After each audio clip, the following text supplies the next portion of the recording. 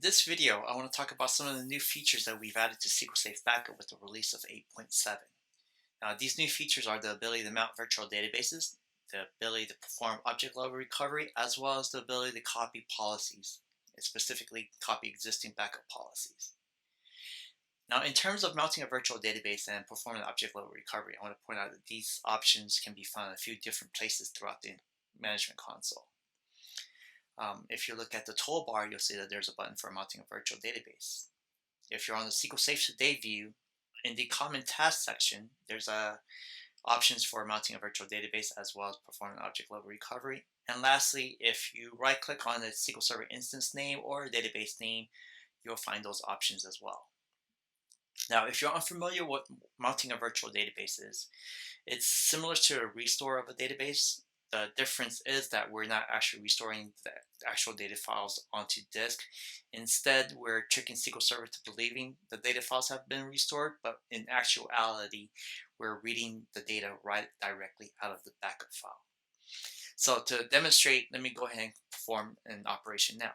So I'll click on Mount Virtual Database, select my target instance, select the database, select the backup file, and notice on the database file section, this is where we named the database. That's going to be restored or mounted. In this particular case, it automatically adds or appends VDB to the database name. And if I'm happy with my settings, I'll go ahead and click Mount VDB. And you can see that the operation completed very quickly. Now, if I go back to my SQL Server instance and refresh the list of databases, you can see that my VDB is listed.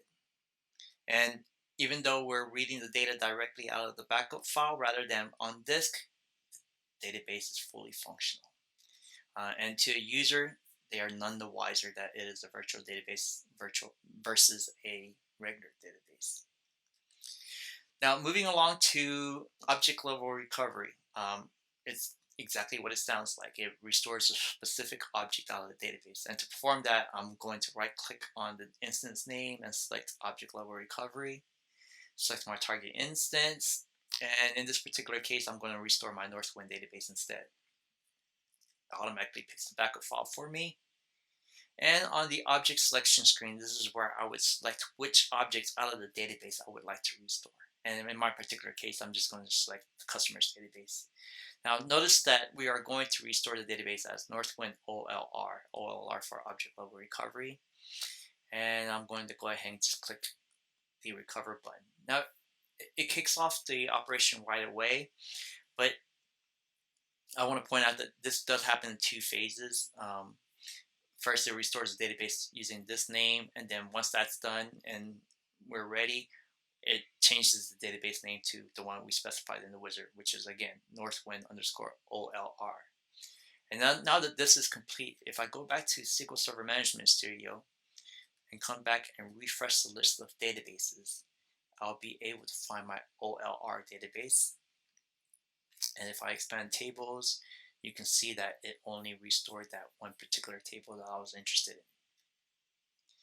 Lastly, the final feature that we've added to SQL Safe 8.7 is the ability to copy policies. Now, if I go back to my policy screen, you can see that I have an example policy here, example policy 2019 to be specific. Now, I know it's a real generic name, but it's just to demonstrate this feature and how you could potentially use it. So this particular policy only has my SQL Server 2019 instances added to it. What I want to do is copy this policy so that I can add or apply the similar policy to my other instances, but I don't want to have to recreate the policies from scratch. In a situation like that, copying the policy is very ideal. So I'm going to right click on my policy, copy the policy, and notice that it opens up this wizard and with some of the details from my original policy already added. In this particular case, I'm going to rename this to my 2017, and I'm going to keep the description the same. Notice that the membership's already got my 2019 added, so I'm just going to add my 2017. Oops. Add my 2017, remove my 2019, and select which databases I want to include. In this particular case, I just want the user databases. Now, as I proceed through the wizard, you'll notice that a lot of the options that are already selected or configured, these options came from the original policy. And this is one of the reasons why being able to copy the policy is nice, is because in some cases you'll have some of these options configured to a certain way that you want it, and having to reconfigure them from scratch is just not fun or very tedious.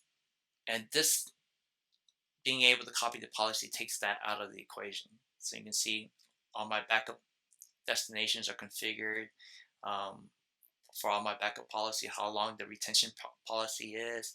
If I navigate to the schedule, you can see that the schedule has also been copied over from the original policy itself.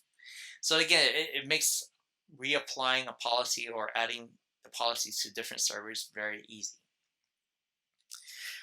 And that pretty much covers the new features that we've added to SQL Safe. I hope you enjoyed this video, and thank you for taking a look at SQL Safe.